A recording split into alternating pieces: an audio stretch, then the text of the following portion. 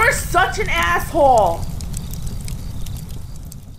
AssholeConsulting.com. I thought I'd have a day off. I'm not. It just keeps rolling in, and I gotta stay on top of it. First time I hit the gym in a long time today. Young man writes he wants to remain anonymous. I looked into the military and decided that it was something I did not want to proceed with. Nothing but respect and admiration for the brave men and women that are serving our nation, but something I do not want it to do. I decided to go with a different option. I am doing really well. The owner tells me he is going to be working for me someday. I'm not going to go into the details, but I've ended up getting promoted to the second highest guy up in the company, and I'm helping build and expand it. So here's my first question. Is it possible to take this experience to later become the CEO of a larger company? Would a large company require an MBA despite its nature? Yeah, I'm not saying it's not going to hurt you. Certainly not going to hurt you. This is real management experience. It's good experience. But if you want to become the CEO of a larger company, you always either got an MBA or CPA or both. Or both. Now, there are the tech gurus, you know, those that are on the cutting edge of technology, the Mark Zuckerbergs and the Bill Gateses and the Steve Jobs, and those guys drop out of college because colleges are not able to keep up with them and the fields they're advancing. They're also in such high demand, they don't have to sit there and say, oh, I need an MBA because the board of directors wants it. But yeah, you almost, and here's the other thing, it's not, you're going to need a CPA or an MBA. The other thing, you have got to be connected to become the CEO of a larger company.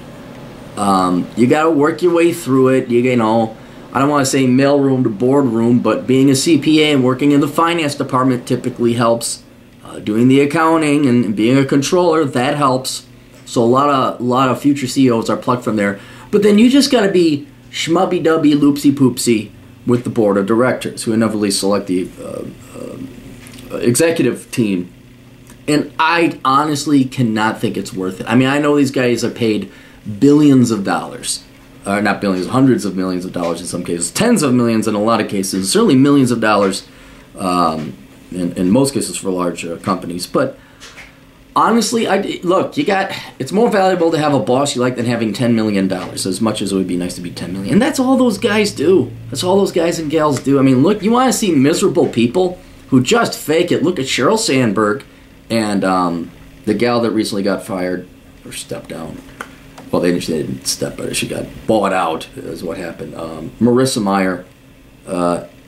That you're just working all the time and you ain't got time to have a family or do it well anyway. I cannot. No, I mean, if you're a minimalist, I mean, unless you needed millions of dollars, it usually is not worth becoming the CEO of a larger company. Smaller company, yeah. Your own company, hell yeah. But to go into this entity where you got to spend at least a decade there learning about its culture, getting promoted through the ranks, mastering its finance and accounting departments, and then you got to hobnob and hubby-bubby and go to business networking events and say, hey, Jim, and let's go here. Oh, fuck that. Life is too short to suck dick that much, unless you're a girl and really like it. But no, not in the career. Second would be better to pay off student loans super fast or start investing in bond stocks and whatnot. Curious on your thoughts. What's the price of this? I say, okay, well, let's go here. I am paying off the loan super fast at almost 3 to 4 times the amount required. I'm about to put $3,000 towards it this month as well and pay it off. Otherwise, no debts, just rent, food, utilities, gas, student loans. Yeah, wait, was that student? Did I ask if you had a credit card? What's the interest rate on your student loans? Do you have any other debt? So you're interested in becoming a CPA. Paying off one loan super fast. All right.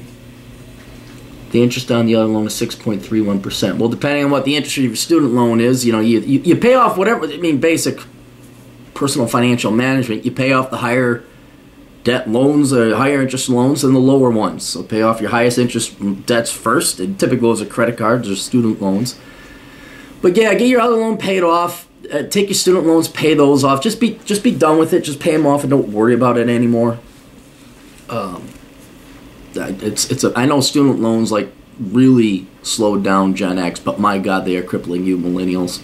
So if you can knock out that beast and be done with it, that'd be good. Which I plan to take the money I'm paying on the other loan and add to the larger one as soon as I pay off the small loan.